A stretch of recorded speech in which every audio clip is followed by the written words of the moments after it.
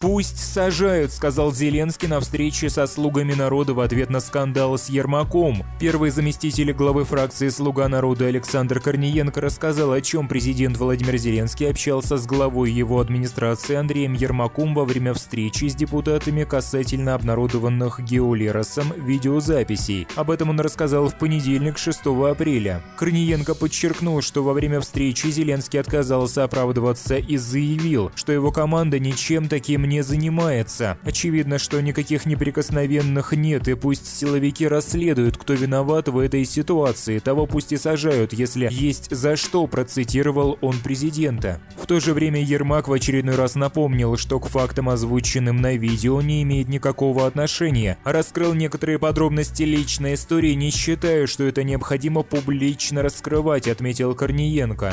Также Корниенко рассказал, что, по словам Ермака, правоохранители не получали особых указаний в связи с опубликованным видео, а 6 сотрудников СБУ, которые совместно вручали повестку Геолеросу, это эксцесс исполнителя. В сети появились новые скандальные записи брата главы офиса президента Дениса Ермака. Они касаются главы Макарова Александра Гулака и его темных дел с землей. С обнародованного видео ясно, что председатель Макаровского райсовета Александр Гулак пытался незаконно получить 500 гектаров земельного участка. Однако сотрудники налоговой, которые якобы могли помочь, желания Гулака не удовлетворили. Это изрядно разозлило бесстрашного председателя райсовета, который угрожал сжечь дома принципиально чиновников. Даже квартал 95 не упустил шанс потроллить Зеленского. В чем проблема? Где посадки? У вас тюрьмы закончились. Судя по последним политическим событиям, в Украине проще уволить всех новых чиновников, чем посадить хотя бы одного старого. Об этом заявили актеры студии «95-й квартал» в своем новом выпуске «Вечернего квартала».